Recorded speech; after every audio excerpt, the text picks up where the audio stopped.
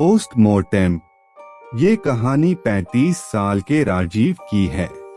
राजीव एक सर्जन था और वो पिछले कुछ सालों से पोस्टमार्टम करने के लिए अपने शहर में काफी मशहूर हो गया था। राजीव कॉम्प्लेक्स से कॉम्प्लेक्स डेड बॉडीज का आसानी से पोस्टमार्टम कर लेता था। उसके एक्सपर्टीज और कमाल के हुनर को देख शहर के सबसे बड़े हॉस्पिटल ने उसे अपॉइंट कर लिया था।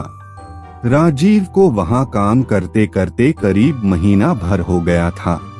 वो वहां बहुत खुश था, लेकिन उसे नहीं पता था कि उसके साथ आखिरकार क्या होने वाला है। उस दिन की तारीख थी 8 मार्च 2012। होली का दिन था और सब डॉक्टर्स मोस्टली छुट्टी पर थे और इसलिए हॉस्पिटल खाली पड़ा था। राजीव उस दिन हॉस्पिटल में ड्यूटी पर था। हर रोज की तरह वो हॉस्पिटल आया और सीधा पोस्टमार्टम रूम में चला गया और उसने अपना काम शुरू कर दिया। उसका असिस्टेंट उस दिन छुट्टी पर था और राजीव अकेले ही बॉडी पर ऑपरेट करने वाला था।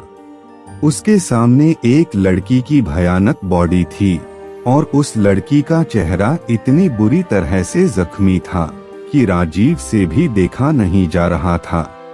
काफी कोशिशों के बावजूद भी राजीव को उसकी मौत की वजह पता नहीं लग पा रही थी। राजीव को ऐसा लग रहा था जैसे उस लड़की की बॉडी कई सालों से सड़ रही हो, इसलिए कुछ भी पता लगा पाना मुश्किल हो रहा था। राजीव उसकी बॉडी को ऑपरेट कर ही रहा था, लेकिन जैसे ही वो उस लड़की की गर्दन के पास अपना नुकीला सर्जिकल नाइफ लेकर गया, उस लड़की की आंखें एकदम से खुल गई। ये देखकर राजीव के हाथ से वो नाइफ गिर गया और वो तुरंत पीछे हो गया। राजीव पिछले 7 सालों से लोगों की बॉडीज का पोस्टमार्टम कर रहा था। कई बॉडीज जिनकी हालत पुलिस भी नहीं देख पाती थी, उन्हें भी राजीव बड़ी आसानी से ऑपरेट कर लेता था। पर जो उसके साथ उस रात हुआ, वो उसने जिंदगी में पहले कभी एक्सपीरियंस नहीं किया था। कुछ दूर खड़े होकर वो बस उसकी बॉडी को घबराकर देख रहा था। उस लड़की की आंखें अब बंद थी और वो बॉडी एक लाश की तरह बस वहां पड़ी हुई थी।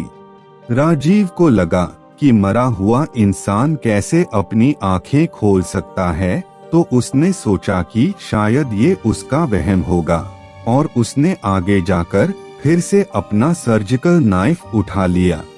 राजीव ने उस लड़की की गर्दन में चाकू का ब्लेड घुसाया और उसकी खाल को गर्दन से नीचे चीरने लगा।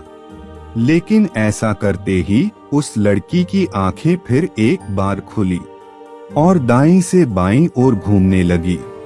देखते ही देखते उस लड़की की आंखों का रंग गायब हो गया और उसकी दोनों आंखें बिल्कुल सफेद पड़ गई। इसके बाद उस लड़की के हाथों की उंगलियां और दोनों पैर जोर से हिलने लगे। ये सब देखकर राजीव बहुत ज्यादा डर गया और वह उस बॉडी से दूर हो गया। इसलिए उसने उस लड़की की फाइल को फिर से देखना शुरू किया।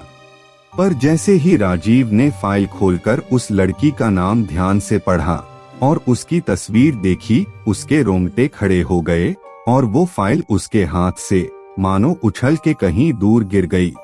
राजीव के चेहरे पर बुरी तरह पसीने छूटने लगे। वो लड़की और कोई नहीं बल्कि राजीव की मेडिकल कॉलेज की लवर प्रिया थी। लेकिन इससे पहले कि राजीव कुछ समझ पाता, उसके गले को किसी ने पीछे से पकड़कर दबाना शुरू कर दिया। राजीव ने पीछे मुड़कर देखा तो प्रिया की लाश वहां खड़ी उसका गला दबा रही थी। कमरे में जल रही लाइट्स जोर जोर से फ्लिकर करने लगी। राजीव को समझ नहीं आ रहा था कि वहां क्या हो रहा है। राजीव चीख भी नहीं पा रहा था। उसने किसी तरह अपने पास में रखा अपना सर्जिकल नाइफ उठाया और उस लड़की के हाथों पर कट्स मारने लगा। पर वो लड़की अपनी सफेद आंखों से बस राजीव को घूरे जा रही थी और उसका गला दबाया जा रही थी। देखते ही देखते उस लड़की का रूप ही बदल गया। उसके बिखरे काले बाल हवा में लहराने लगे और वह जोर जोर से हंसने लगी, जैसे उसका कोई पुराना बदला पूरा हो गया हो। ऐसा लगने लगा था कि वो कोई लाश नहीं बल्कि कोई बहुत ही भयानक आत्मा है। राजीव ने अपने आप को छुड़ाने की बहुत कोशिश की, लेकिन वह कुछ ही देर में हिम्मत हार गया और उसकी आंखें बंद हो गईं। कुछ देर बाद जब राजीव की आंखें खुलीं, तो उस हॉस्पिटल का पियोन उसके पास एक पानी का ग्लास लिए खड़ा था। उस पोस्टमार्टम रूम में अब किसी लड़की की बॉडी नहीं थी और उस पियोन ने बताया कि कोई भी बॉडी उस पोस्टमार्टम रूम में उस दिन नहीं भेजी गई थी। उसने यह भी बताया कि उसे अचानक से पोस्टमार्टम रूम से राजीव के चीखने की आवाज सुनाई दी। वो जल्दी से जब पोस्टमार्टम रूम में आया तो उसने देखा कि राजीव खुद ही अपना गला दबा रहा था और अपना गला दबाते दबाते ही वो बेहोश होकर नीचे गिर गया था। ये सब सुनकर राजीव शौक था। जब उसने प्रिया के बारे में रिसर्च की तो उसे मालूम पड़ा कि मेडिकल कॉलेज में एक लड़का प्रिया को प्रेग्नेंट करके उसे छोड़कर चला गया था, जिसकी वजह से प्रिया ने चलती ट्रेन के सामने आकर सुसाइड कर ली। उसकी मरने की तारीख थी 8 मार्च 2002, यानी उस दिन से एग्जैक्टली 10 साल पहले। राजीव ये सब सुनकर हिला का हिला रह गया, क्योंकि वो लड़का और कोई नहीं बल्कि राजीव खुद था। उसी ने प्रिया को प्रेग्नेंट करके उसे छोड़ दिया था। उस दिन के बाद से प्रिया की वो खौफनाक आत्मा उसे जगह जगह पर दिखने लगी। वो एक साया बनकर राजीव के पीछे पड़ गई थी। प्रिया की आत्मा राजीव को खुदकुशी करने के लिए उकसाती रहती थी और एक दिन वही हुआ। राजीव इतना ज्यादा डर गया था कि उसने ट्रेन के आगे आकर अपनी भी जान दे दी। आपको हमारे वीडियो पसंद आते हैं तो हमारे वीडियो को लाइक, शेयर और हमारे चैनल को सब्सक्राइब करें। Thanks for watching. तब तक के लिए अलविदा।